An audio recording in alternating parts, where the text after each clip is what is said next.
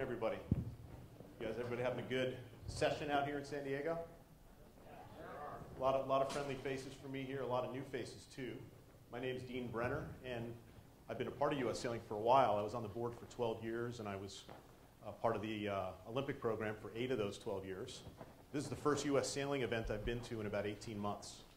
And I don't think I see Katie Ouellette in the room, but for the record, I just want to say she deserves a huge round of applause because I think she's done an outstanding job. So,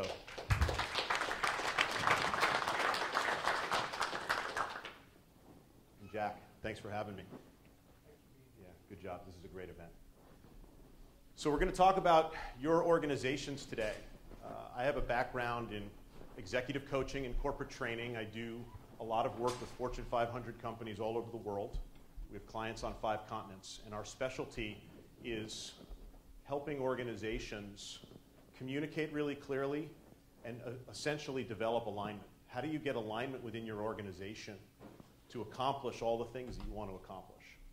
You're going to come out of a conference like this with like 8,000 ideas, right? I mean, how many of you have been taking notes like in every session that you've gone to? And the challenge for something like this quickly becomes, how do I put all that into play?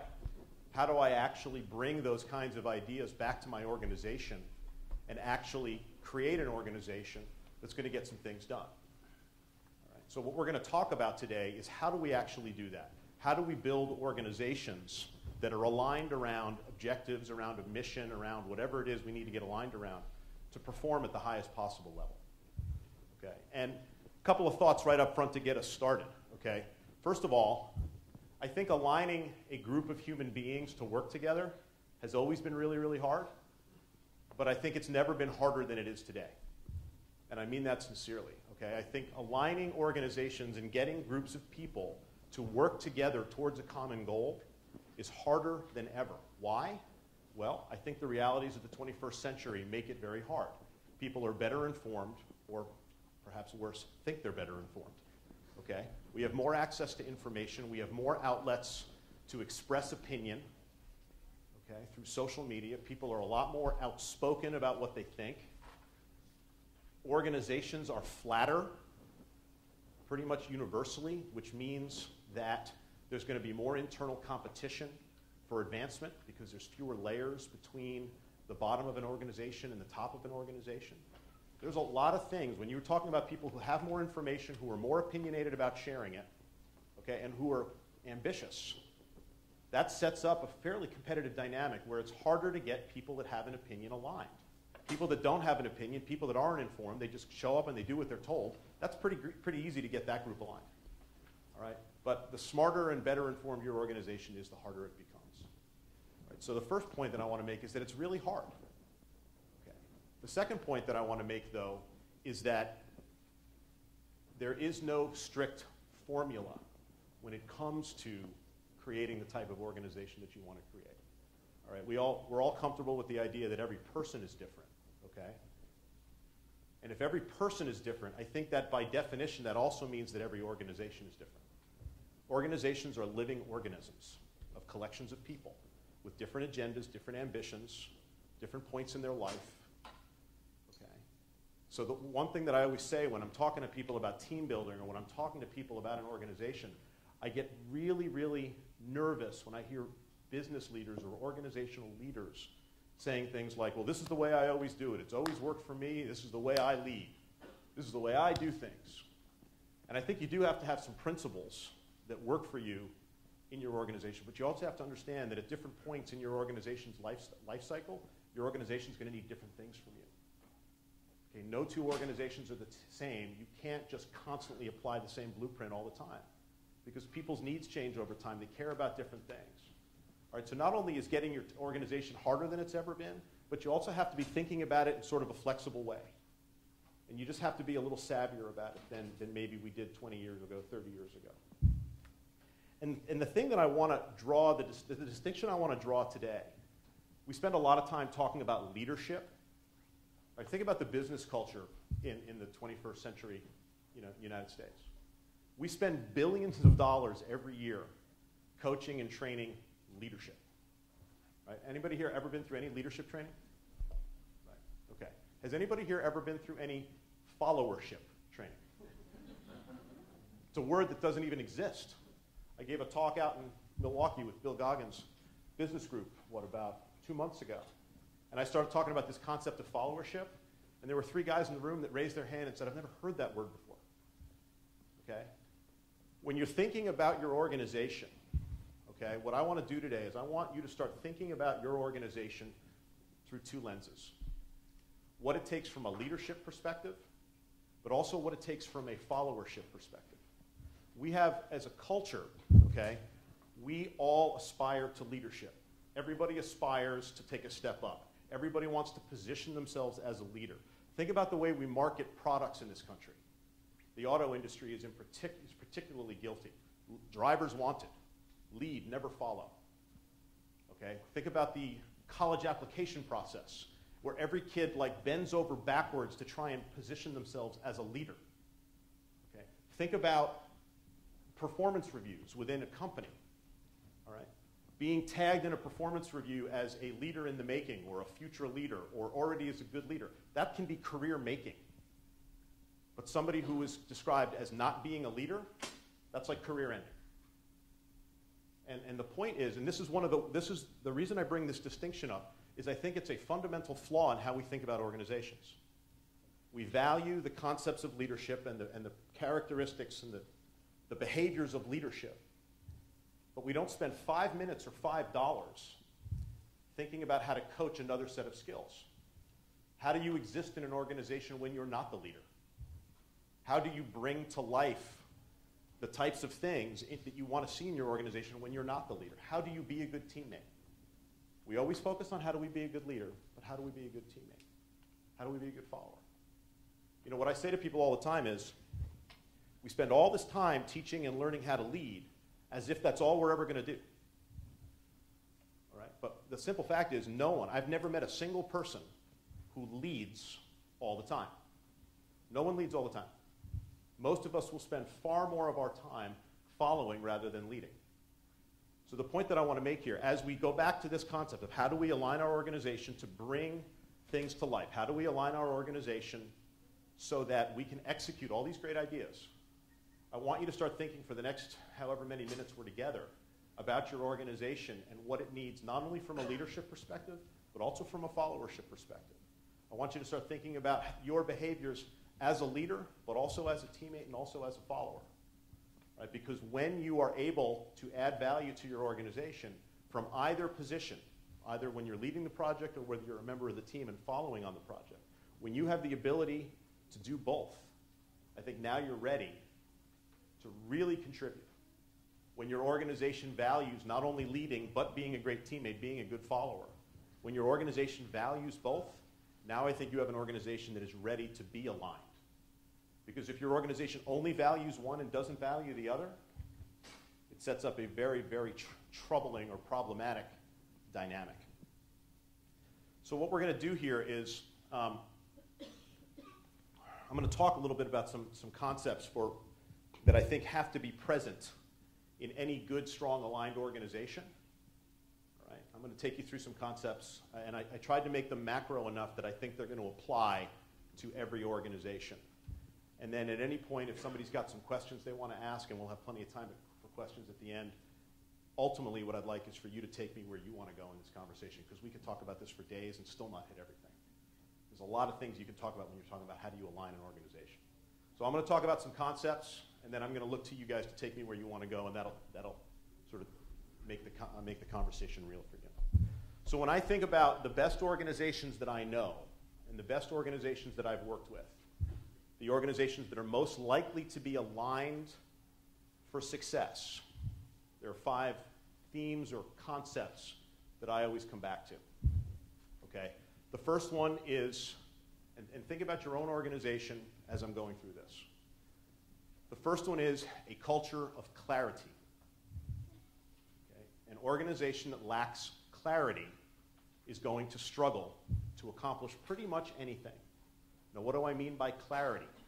I mean a lot of things. I mean clarity over your mission, your goals. Okay?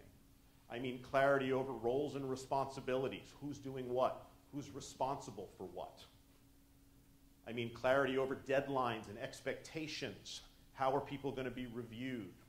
How are people going to be measured? Okay? If you don't have clarity on a whole bunch of things, it's almost like nothing else matters. Doesn't matter how good a car Ford makes if they don't have clarity as a business in how they're going to make those cars, how they're going to sell those cars, how they're going to review and measure things internally, and so on and so on and so on. Doesn't matter how good the car is. And if you think about it from a leadership perspective, okay, everybody always likes, everybody that's in the organization that isn't the leader, what do they do when things are going badly? They love to point fingers at the leader and say, we have bad leadership. Everybody loves to do it. It's like a sport in this country. We have bad leadership. So from a leadership perspective, when it comes to clarity, yeah, I think you have a lot of responsibilities around what are we trying to accomplish? Who is responsible for what? What are the roles and responsibilities? Sure, leaders have a big responsibility to create some clarity. But when you're not in charge of the organization, you also have a lot of responsibility to create clarity. All right? Because when you are a follower in your organization, are you being clear with your leader about what you need, what your frustrations are, what's required for success? Okay? That's why I'm setting up this dynamic of leadership and followership, because it's not all on the leader's responsibilities. Okay? Everybody owns the success, the outcome in a successful organization. And everybody owns the failure in a failed organization. Everybody does. So the first thing is, do you have a culture of clarity in your organization? And this is hard. The larger your organization is, the harder this becomes. It's like that game of telephone. The more people there are in the line, the more the message gets messed up. Do you have a culture of clarity? Do people actually know what's expected of them? Can people actually articulate their roles and responsibilities? And perhaps just as importantly, can they articulate other people's roles and responsibilities so that they're not always bumping into each other? Culture of clarity is number one. Number two, when I think about really well-aligned organizations, I think about a culture of empowerment. Okay? A culture of empowerment. And what I mean by empowerment, I mean, is it a culture where creativity is encouraged? Are people allowed to come up with crazy ideas? Are people allowed to be wrong? Are people allowed to take a chance? Are they allowed to take a swing in a meeting and come up with a crazy idea without getting laughed out of the room? A culture of empowerment also means autonomy. Do you have a culture of autonomy in your organization? Is there anybody in this room that would describe themselves as a micromanager? Exactly. A couple of honest people. A certain percentage of the rest of you are delusional. Because there are micromanagers in every organization, and very few people will describe themselves as such. Now, I'm not saying micromanagement is all bad. I mean, there are times when it's actually quite a good thing. You know, when you're in a crisis situation, when you're in a turnaround situation, when you're launching something new, sometimes micromanagement is exactly what's called for. But in general, the people who work in your organization never go home and say this. They never go home and somebody says, how was work today? It was fantastic. My boss rode me all day long and told me what to do constantly. It was fantastic. I can't wait for tomorrow. Nobody says that. Nobody says that. Going back to what I said earlier about how the world is harder in the 21st century because people are better informed and they're more opinionated. You know what else? One of the outcomes of that reality is people want a little bit more autonomy. They want to have a little bit of a say in their own success. They want to be allowed to try something. And it's really hard, especially in a small organization. I'm an entrepreneur. I'm a small business owner of one other full-time employee and 2 part-timers. It's really hard to let people make a mistake when you know that what they're about to do is going to fail miserably. But if you never let them make a mistake, then you have employees in your organization that are simply showing up, punching the clock, and waiting to be told what to do. And I assure you that is not good for you. I assure you that's bad.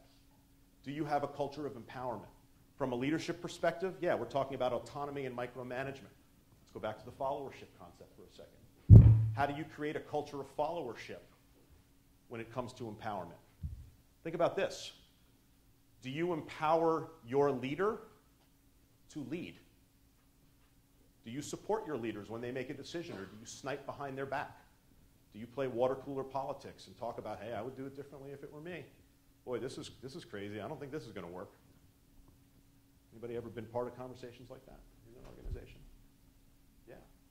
Do you empower your leaders to lead? Do you support them? Creating a culture of empowerment is critical. Clarity, number one.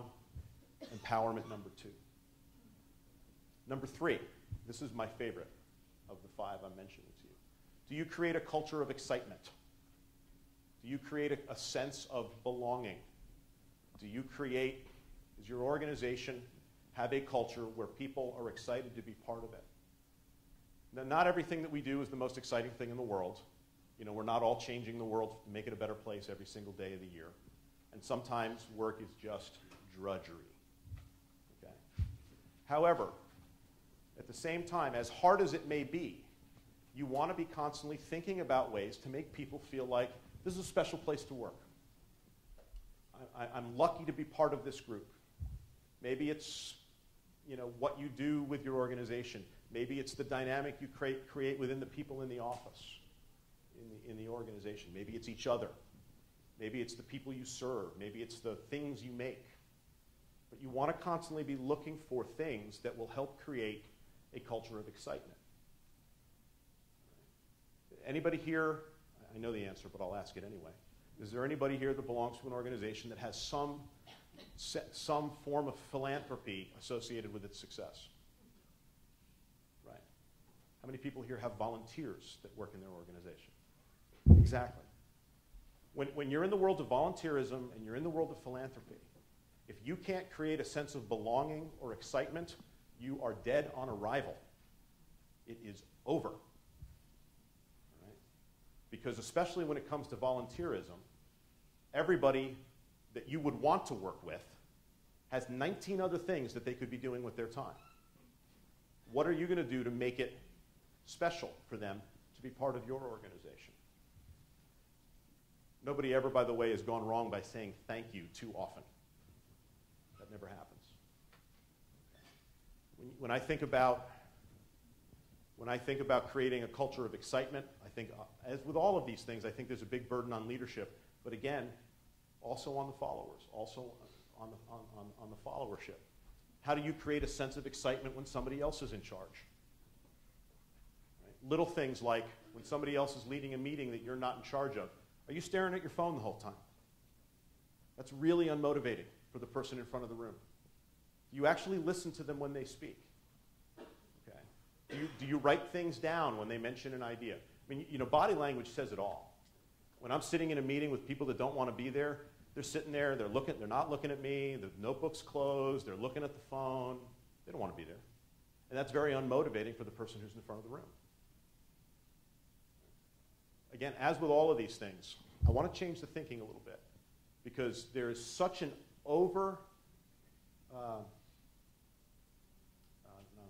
there's such a disproportionate focus in organizations on how the leadership is performing. And it's all we think about, it's all we talk about, and it's all we train.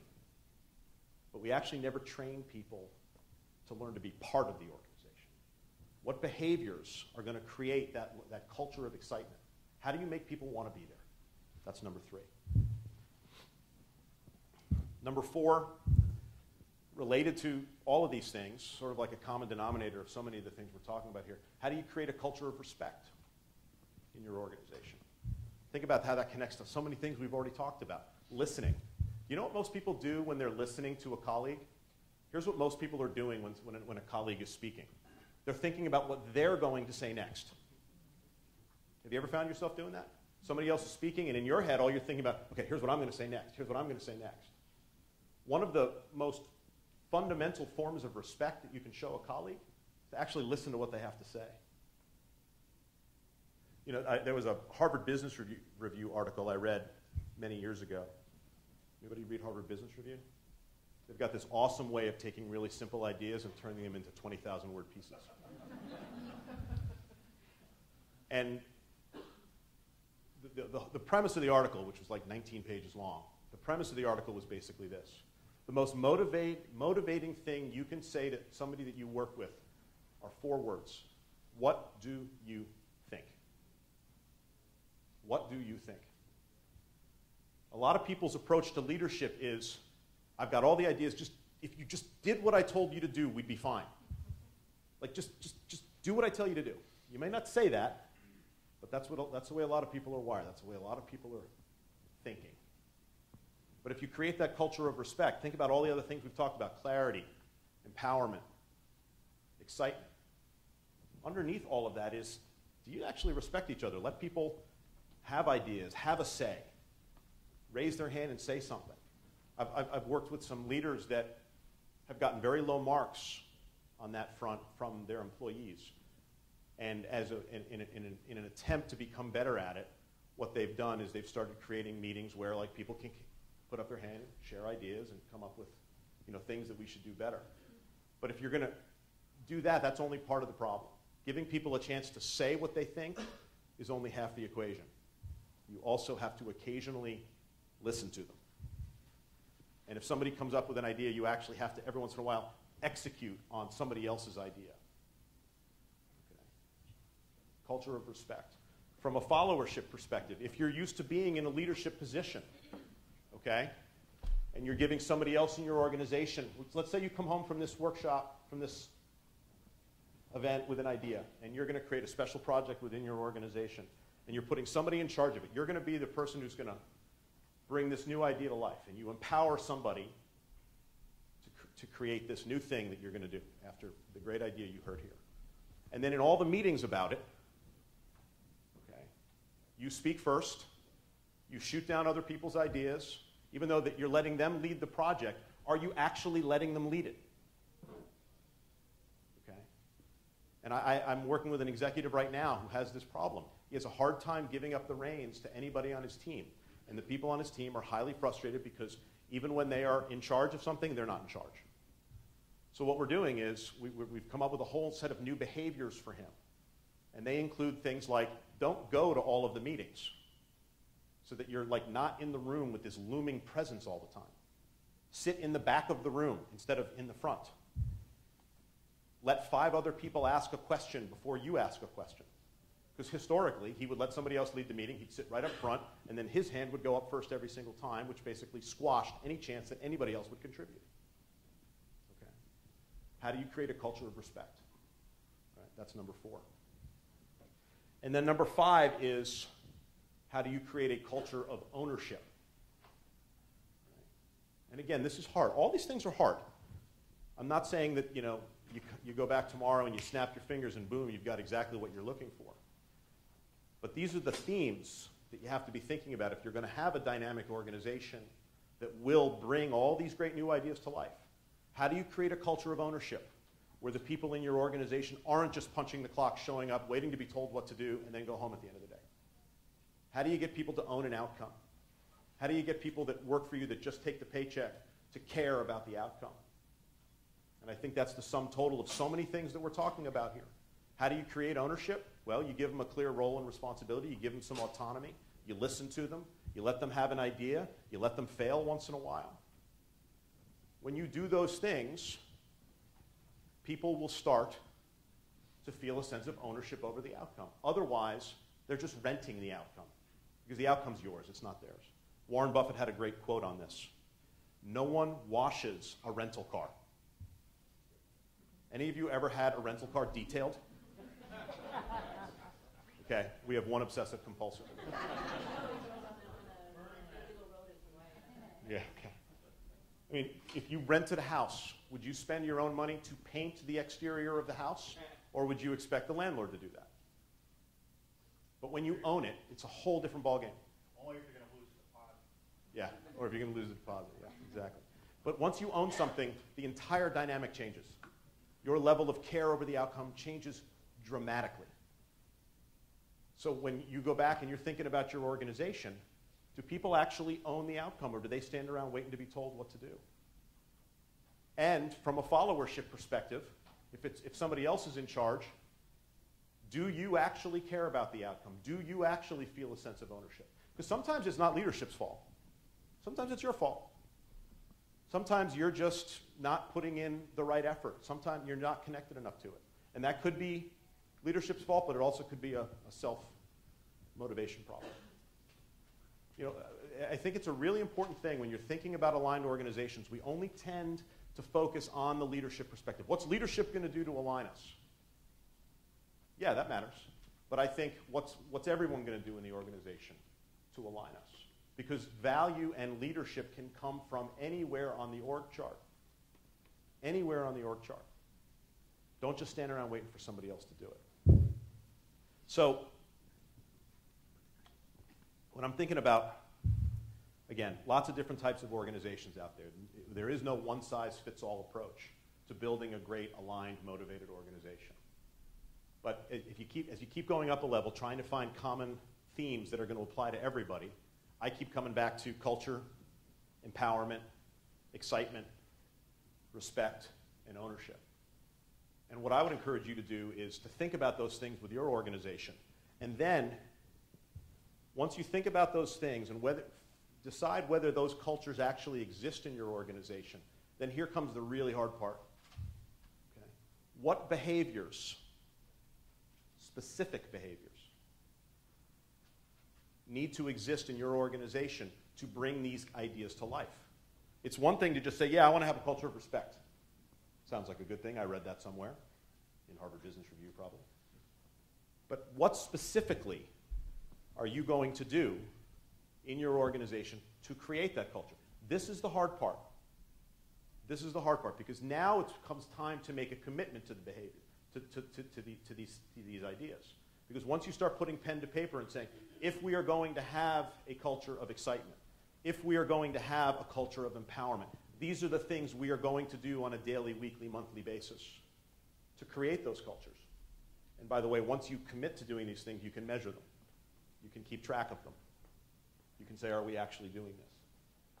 You know, little things like, for example, do you practice what you preach? Do the expectations that you have of others, do you apply those same things to yourselves? To yourself. And I'm dealing with one team right now where the leader, because of a family situation, has given himself the opportunity to work out of the office a minimum of 1 day a week, but nobody else on the team is allowed to. Everybody else has to be in the office. And on paper, I understand what he's thinking. The way he defends it is, well, I got this really weird situation at home right now. I got to have a little flexibility, but it's really important that everybody else be there because everything happens in the office. And both of those things are true. And both of those things are valid. But what he's not thinking about is, when he gives himself a different set of rules than everybody else, what does that create? Silos. Yeah. Creates lots of things, none of them good. Here's another one, another specific behavior. Record yourself when you're speaking with your employees sometime. Every smartphone has a voice recorder. Record yourself sometime and count how many times you use the word I versus how many times you use the word we. Try it. All right? Because if you are leading your organization and you're trying to create a culture of clarity and respect and excitement and all these things, and every time people hear you speak, all they hear is I, that's not very motivating. It's not very motivating at all. Because what people want to hear is, Franklin Roosevelt had a great quote. Franklin Roosevelt said, never forget that you are an extra in everyone else's play. We're all the star of our own play. But when you're the leader of the organization, you tend to sometimes convince yourself that you are also the star of everyone else's play because you're in charge. That's actually not the way it works. You're an extra in everyone else's play, no matter where you sit on the org chart. Count how many times you say I versus we. You know who taught me that one, actually? How many people here met Charlie Layton? Yeah, Charlie Layton taught me that one. It's a great one. It's a great one. And the concept that I think about, maybe sort of the final theme that I want you all to think about here is there's this concept of organizational fingerprints. Okay? Every time we all go somewhere and we touch something, we all leave literal fingerprints. We've all seen CSI. Okay? We all leave something behind. All right? Organizations do too, and we don't just leave literal fingerprints, we leave figurative fingerprints. You know, and I want you to think about what are the fingerprints or the impressions that you want your organization to leave behind when people deal with you. Okay, because that's another way of saying, what is your brand? Okay, what fingerprints does your organization leave behind? And ask yourself, take a really hard look in the mirror and say, what do we want those fingerprints to be? What do we want those fingerprints to be? And are we actually bringing them to life? And what specific behaviors do we have to start exhibiting that we're not exhibiting that will bring those to life? Okay. We go through this. I'm actually in the process of hiring somebody or trying to find somebody to hire for my organization. And we have a fingerprints document. And I read it every time before. I've interviewed 5 people for the job now. None of them have been the right fit. And in each case, the fingerprints, which we wrote like 8 years ago for the Latimer Group, which is the name of my company, we first drafted our own fingerprint document. And we've changed it a bunch over the years. But every time I'm getting ready to hire somebody, each interview, I read it and I say to myself, is this person going to be able to bring these fingerprints to life? And if the answer is some version of no or I'm not sure, then that's probably a bad hire. You want it to be an enthusiastic yes. You know, so I'm talking by design at a very high level here. And the point is that when you come home from a conference like this and you have all these great ideas and your head is swimming and your notebook is full, it's like, how do I translate this into something tangible for my organization? And I just fundamentally believe that before you can take an idea and bring it to life, you just got to check in and make sure that the way you all are dealing with each other and the way you're communicating with each other is going to allow an environment where new ideas can take place. And the last sort of metaphor I have that I want to share with you, and then we'll start doing some questions and you take me where you want to go, is when I'm brought in to talk to somebody or to talk to a group of some kind, one of the things that I'm listening for as I talk to people is how much energy is spent among the different people in the organization focused inwardly at each other. So when I go and I start doing my 360 interviews in an organization to try and figure out what's really going on, I'm listening in their answers to my questions to how much time they spend talking about each other in a bad way, or like how much time do they spend complaining? Because in my view, and this is something that when I was involved with the Olympic program I would think about all the time, is every ounce of energy that somebody on your team has focused inwardly at an internal issue is an ounce of energy that is not focused outwardly at your competition or whatever your business challenge is. And if you find the conversations in the organization, a lot of energy being spent around internal problems, this, you know, the new manufacturing process, or someone got the corner office, or, you know, he gets to drive the new Whaler on, you know, all the time, and I always get stuck with the crappy one. You know, the more time everybody's focused on those things, they're not focused on what the organization's really about. And I just share that with you because that to me is like, for me as an outsider, the ultimate litmus test for how aligned an organization is. When all the chatter is about stupid crap inside the organization, there's a problem. There's a problem. And that means 2 things. That means that from a leadership perspective, you want to be thinking about how do you eliminate that stuff. But from a followership perspective, you want to have people that aren't going to get distracted by that stuff.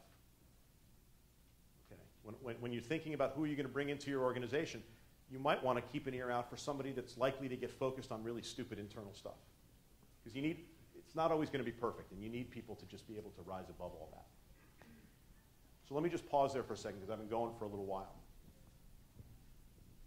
Let's talk about your organizations. Take me wherever you want to go. This has all been great. I think I don't have a unique situation in the room. I come from an all-volunteer organization. I had one employee who was the groundskeeper on the Commodore, which lucky me this year. How do you get people to volunteer? We're at that 90-10. We have 10% of the membership does all the work, 90 that enjoys the benefits. So two questions is, how do I get more people to volunteer? Yep. And secondly, how do I fire those 6 guys at the bar? How do you fire a volunteer? The 6 guys at the bar. Y'all know what I'm talking about. Yeah. Yeah, how do you fire the 6 guys? The negative energy. You can close the bar for one. Yeah. I don't want to do that. No, sorry. Bruce said no. That's bad. You can't close the bar. Yeah. I didn't mean permanently. I meant just on that day. How do you get people to want to help out? I think you have to create opportunities, communicate them really well, and then stay out of their way and let them do it.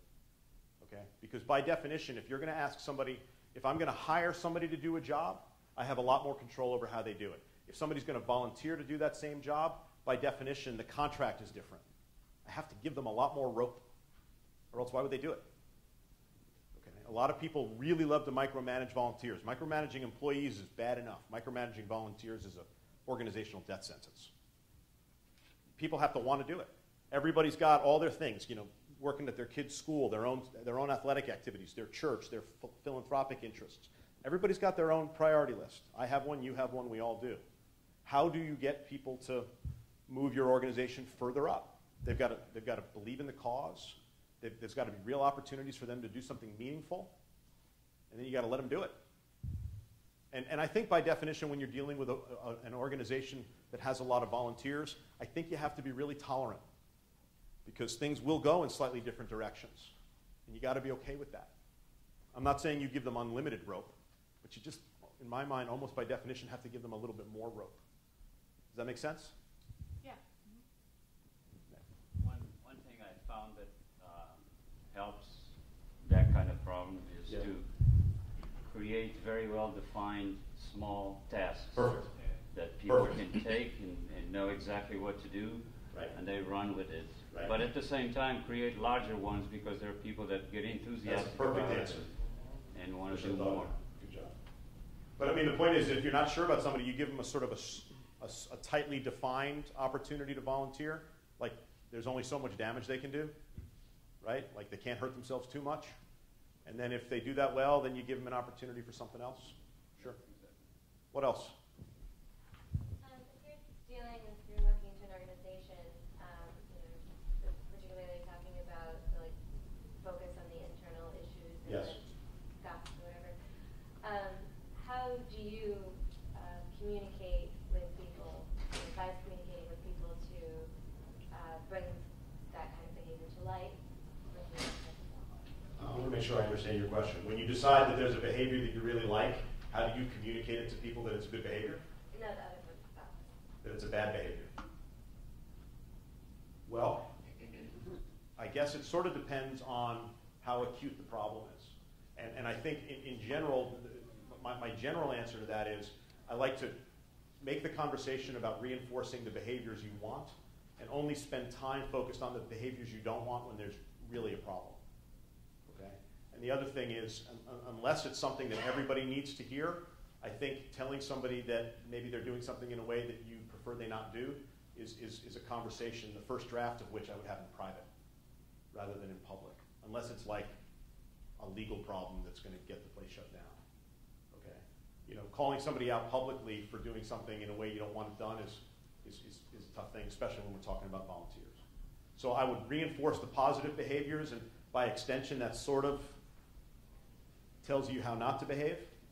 And then when there's something that I really don't want to see happen again, I'd probably pull the person aside and say, hey, I don't want to embarrass you, but here's a problem, and here's why I feel that way. Do that publicly, and then you may lose them. They may never come back to you, or they may just turn really, really negative on the whole thing. Bill? Your concept of fingerprints. How do you help an organization create this as a document or as a tool that others can follow? How do you create a set of fingerprints? It takes a while, and I think what you have to do, and Bill's tossing me a little bit of a softball, because Bill and I did this together. How long ago did we do that? 8 years ago? You guys still using the same document? Or some version of it? Probably changed it a little bit. So I worked with Harkin, let's say 8 years ago, whatever it was.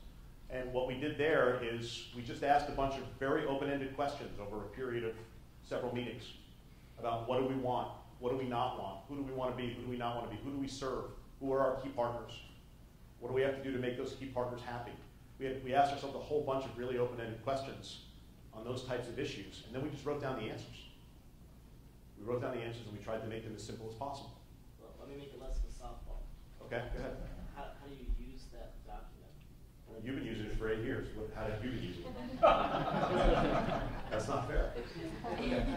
Well, I think an exercise like fingerprints is only as valuable as it only becomes valuable when you get very specific about exact behaviors. Like I talk at high levels a lot, but at some point the high level concepts have to come down to specific behaviors, or else people don't know what to do with it, and it's hard to measure. Okay, so you have to take the concepts of what we want to be and then translate them into very specific behaviors. We will always do this. We will never do this. And now people have something they can get their arms around and be aligned around. If it always stays up at the 20,000 foot level, it's actually not that valuable. All right. Jack. Can you give us an example? Give us your fingerprint. Our fingerprints. Yeah. We have a bunch. We have 5. At the Latimer Group, thought leadership, we coach communication skills. If we're not constantly bringing new ideas, the best ways to communicate to our clients, we're not valuable. Okay? Authenticity. Okay? When it comes to communication, people have to have the ability to speak in their own voice and with their own style. So we don't tell them, you always have to speak like this. We encourage people to be able to put their own flavor on it. Clarity. We're constantly coaching people towards clarity, which means we ourselves have to be clear. Okay? Number 4 is collaboration.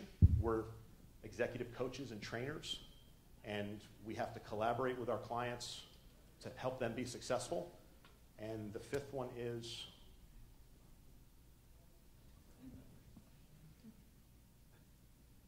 honest but positive reinforcement. Because as an executive coaching firm, we have to be able to tell people that when they're not doing it right, but you have to do it in a way that is going to make them feel good about it. We're not about tearing people down. So we're constantly focused on authenticity, clarity, thought leadership, honest and positive reinforcement, and simplicity. I knew somebody was going to ask me that. Our organization's been in existence for 30 years. It's something my husband and I started. We've gone through, obviously, a lot of iterations of what we look like as we've grown up with this group. How many people in your organization? It varies. Constant members, probably between 50 and 80 over a school year. During the summer, 500 to 600. Okay. And then that does not include outreach programs that Sure. probably add up to another 200 or 300. Yeah.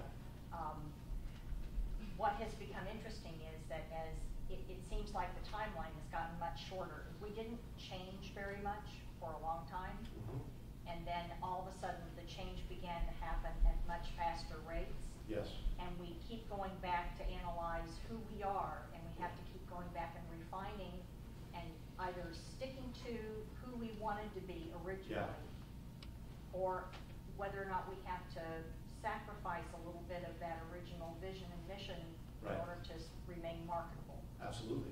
And organizations change, your target market changes, their needs change, societal needs change. I mean, every yacht club in America is going through that right now. Right? I mean, as a culture where we belong to fewer organizations where everything a generation or two ago, they're not anymore. I mean, how many people belong to a yacht club where aging membership is a problem? Right? Exactly. So how much do you evolve without relinquishing your principles? Yeah, I mean, exactly. There is no answer. There is no answer to that question. The answer is some, okay, as much as you need to, okay. But if it becomes too much, I mean, maybe that's not a bad thing. Maybe it's a whole new organization. But you have to decide what's non-negotiable and what can you be flexible on over time. Absolutely. I mean, there is no answer. There is no one single answer to that question. But evolve or die. Evolve or die. As your target market ages, as their needs change, as they care about different things, unless you're constantly running, unless your organization constantly serves the same age demographic, then it's a little easier. But if your demographic is getting older over time, yeah, evolve or die. So to follow up on Bill's question, I'm not sure I understand the difference, and I'll tell you with the corporate fingerprint concept. Yeah. And I get confused between, your corporate identity, yeah, corporate fingerprints, your how your culture in your company defines how they wish to do business and move on. And you mentioned earlier, and I get the concept, but you mentioned earlier you've interviewed 5 people, you went through your fingerprints and they didn't match them. Yeah. I mean, your fingerprints are so broad. How do the people get in the door for an interview if you hadn't gotten through that basic? I don't understand the yeah. Okay. So for example, I'll be very specific. I asked them all, what's your theory on executive coaching? How do you coach people? How do you handle feedback? All right. And if I don't get an answer that I'm comfortable with about how you give somebody honest but positive feedback, that's a red flag for me. Okay. When you talk to somebody about collaboration, I ask them to tell me about how projects where they've worked on other people, on with other people, or people that they've coached before. There's activist coaching models and there's passive coaching models. There are people who believe the coach is the star of the show.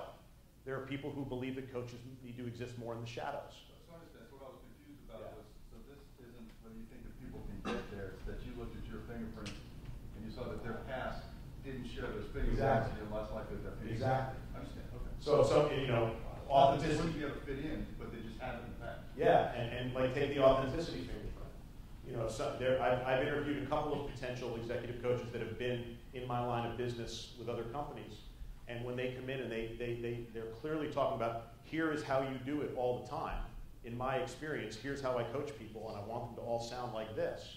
That's a red flag for me, because that may have worked with their old organization, but in my organization, I want them to encourage authenticity. Okay, that's a good question. Yeah, we're an old yacht club. Yeah. That's really focused around one design racing Yep. and volunteerism. So we have Yep. a lot of tradition and we have a lot of legacy members. Yep. So between that, we're facing a lot of headwinds. Sure. One design racing's down. The people don't seem to have the time Sure. or the inclination to volunteer at the club as much as they used to. Yeah. And we have the aging population. Sure.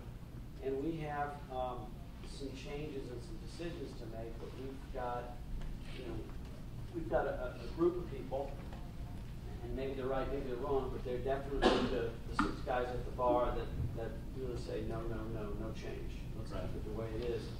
There's another group that says, guys, if we keep it the way it is, we're going to die. Right. And you can pick at that issue a little bit, but you don't want to create a fissure, and split the club in 2. What's your advice or your strategy or what At some point, there's no quick answer to that. No, fix that. I mean, at some point, if I guess I would say I'd be careful to say you don't want to create a fissure, because at some point a fissure might be the only thing left to do. Because That's not necessarily how that came about. In my own I'm sure everybody, No. In my own it's not necessarily a bad thing, is what you said? Yeah, that's where I'm going.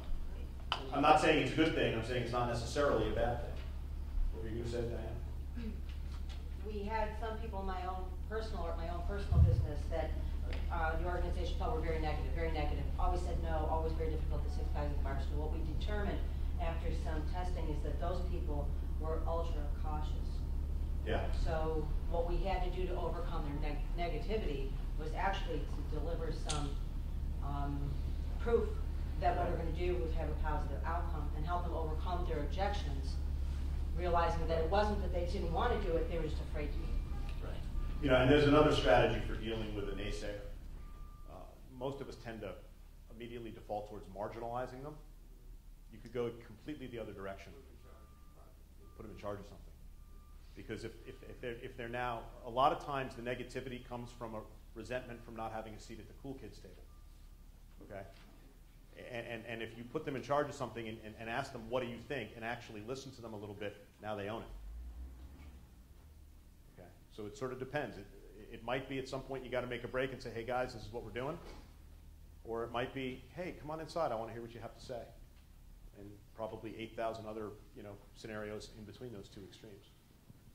Sometimes it's more evolution versus revolution. Yeah. You've got to go in slow and methodically convince people, bring them around to your side, as opposed to going in like pulling a china shop. And by the way, yacht clubs by definition are set out to be really bad at this because every 2, 3, or 4 years you have all new leadership. Yeah. So by definition, yacht clubs are playing with one hand tied behind their back, which gets into a whole nother conversation. That's a whole nother breakout session, right, Jeff? Exactly. In the back. Sorry. This message of behavioral qualities that you want people to exhibit within a company, I can see where it'd be pretty easy to communicate that from the top down. Yeah. Is there a way to communicate that from the bottom up? Great question. So the question is, when you want to start communicating which behaviors you really like, does it always have to be top down? Can it be bottom up? And the answer is an enthusiastic yes. Okay? Because there are going to be lots of things that leadership's going to be silent on. They're not going to think of everything. So you look for opportunities where there is no stated desired behavioral preference. And you start creating behaviors within a little pod, and over time, if they're successful, they expand. Or if it's something that you just disagree with, then you get into conversations with leadership. Are they open-minded? That's a whole other thing. But the answer is absolutely. Okay, just start doing things in a way that are really positive. Get 2 or 3 people together, behaving the same way. Hey, this is really cool. Let's do it this way. And then over time, if it's working, anything can happen. Leslie. Maybe it follows on him. How would you handle a situation or a corporation where the named leader is really a better follower, and the named follower really is really the better leader, and you want to swap? Not want to swap, but should you swap, or can you swap, or what can you do? I mean, should you swap? Can you swap? Maybe. Maybe what you just ended your answer. Yeah, but it's the answer is, what do you do if you can't swap? I think is the harder question. Yeah. And it really depends on the instincts of the people you're talking about. Because if the leader who shouldn't be the leader is super insecure about it and is gripping really tight, that's going to make it hard. Or if the follower who should be the leader is constantly campaigning for advancement and undercutting leadership's authority, that's going to become very toxic. Assuming that those things aren't true and you've got reasonable people, then that follower should be able to find ways to lead without threatening or making the top person super insecure. I mean, it really depends on whether they're committed to working together or whether they're each out for their own agenda. A couple more, and then I think we're coming up on our time limit. Yeah. If we don't understand how to teach followership, would it be a mistake to try to teach people leadership even though they're not going to be leaders, and you let them assume that that's a great question. A good model to follow? Because I actually think that if you think about all the things that make a really good leader and all the things that make a really good follower, there's a whole bunch of overlap. Because what we're really just talking about is what can you do to be good to work with? Because the person who's really great to work with is going to have a lot of the same behaviors no matter where they sit on the org chart. So I bring up this dichotomy of leadership versus followership because we only tend to think about one, and I want us thinking about both. But what I'm really saying is you can add value from anywhere on the org chart if you have the right behavior set. Right? And what you do is you say, hey, these are the behaviors that we all should be pursuing, regardless of where we sit in the org chart. And if there's respect flowing in every direction, it should be relatively easy. There's one in the back there. A question on followership. Yeah. When, frankly, I would say most of the members of our yacht club have been very successful leaders by virtue of their careers and owning business, etc. Right. Quick anecdote, a fellow at the Punta Gorda Yacht Club apparently starts each meeting by saying, okay, we're all pips, we understand that. Right. We're previously important persons. Right. But, so how do you get a bunch of leaders to, at various points in time, be followers? Well, here's one way that I would do that. And I'll tell you a story of something that we did with a hockey team. I don't play hockey, but I work with a couple of coaches who coach a hockey team. And we came up with this really great exercise that they do before every season. And what they do is they come up with some very real scenarios of things that can derail the situation. And before the emotion gets into the situation. They put those scenarios in front of the team and they say, hey, when one of you starts showing up late to practice and developing a bad attitude, what are we going to do about it? And when one of you starts caring more about how many goals he scores rather than whether the team wins games, what are we going to do about it? And what it really does is it takes the emotion out of the situation and it says, okay, here's how we're going to deal with this situation when it happens. And you sort of play that out ahead of time so that when it does happen, you've already talked about it, you've already gamed it out. And I could see a situation in an organization, and it probably is a board level discussion, where you say, hey, listen, we got this room full of people, and at some point, probably most of the people in this room are going to be on the board. Okay? We're all going to take our turn wearing the funny hat. Okay? So let's talk as an organization what we're going to do to support whoever's on the board at that time and whoever's the Commodore at that time. Because whenever any one of us is in that role, we're going to probably want it to go pretty well. So if we want others to respect our leadership when we're Commodore, let's talk about how we can respect each other when somebody else is Commodore. And you could have a discussion about that at the board level, and you could have a discussion that starts to trickle out. I mean, that kind of a discussion, it really depends on how much do you care about it. If it's really a problem, then I think you have the discussion. Say, hey guys, you know, we've got a bunch of people who are used to being in charge. We're not all going to be in charge. Are we going to have fun with this, or is this going to become toxic? Okay? Yep. One or two more, and then we're going to wrap up. In the back. So I can picture this question kind of applying to sales teams as well. Yep. But so I'm in the marketing field, and we have essentially 5 different brands within our roof that all compete with each other. Yes. And 2 of them used to be direct competition. Yes. And so there's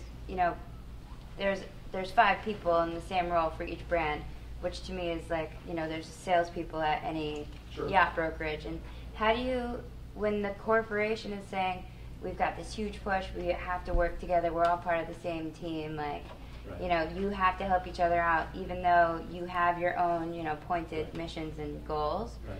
How then do you take that effort and actually implement it effectively without having the bias and the brand bias and the competition within continue to kind of over... So give me an example of a bad behavior that you think shouldn't happen anymore.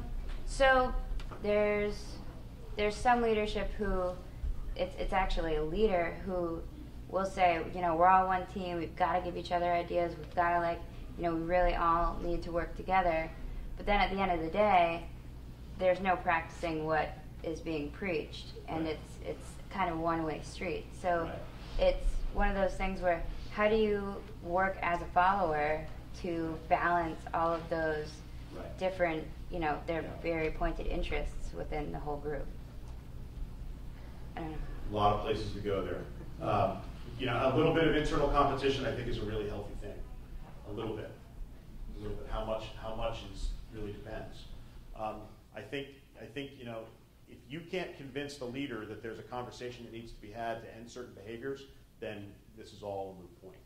But if there's other people who believe that, we've got some things, we're not really set up really well here, we need to have a conversation about this, now the door's open to fix it. I think there has to be a conversation about, okay, we keep saying we need to work together, can we actually have a conversation where we talk about what that means? Because again, I come back to, if we can't translate it down to specific behaviors, then it's just theory. I mean, that's one of the common denominators of what I'm talking about here. Yes, I've talked about some things on the theory level, but I keep bringing it back to, it's got to trickle down to specific behaviors, or else we're just talking about really, it's non-specific stuff. So then you put that list together and you just go through it. You just say, what does that actually mean if our 5 brands are going to work together? How do we actually bring that to life? And somebody please take notes. Yeah. Somebody write it down. Okay? I think we've got to wrap this one up here. So, maybe one more? One more. You had your hand up. Yeah. Yeah. Sure. Previous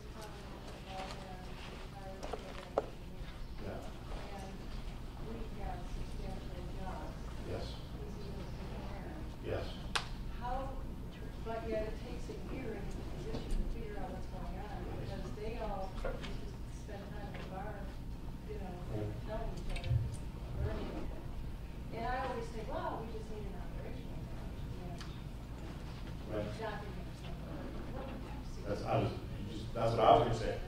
create a legacy document of how you actually do things. Okay? Something that gets passed down from Commodore to Commodore to Commodore. Does anybody have a club that's done that? It was hard to hear over here. The question was basically knowledge transfer among leadership changes. How do you make sure that the next Commodore knows how to do the job? Is that a fair summary of what you said? Being one of the we have at our club committees or task books. Yeah. The new opening day committee gets a task book, and it's the good, the bad, the ugly of previous opening days. Right. That person will hold on to. So it's not like creating a wheel. You don't have to every year with like committee. absolutely. We did that this year for our. Did it work? Yeah, it was great. Yeah. Last year we had board members saying the same thing coming in. I don't know what to do next with my job, and so. So create a job description for a board member. How many organizations have done that? That's kind of what we did. We took each board member was responsible of creating what they do this in 2013 and handed it to the 2014 member. That's my answer. Okay, I think we have to wrap this up. Thanks, everybody.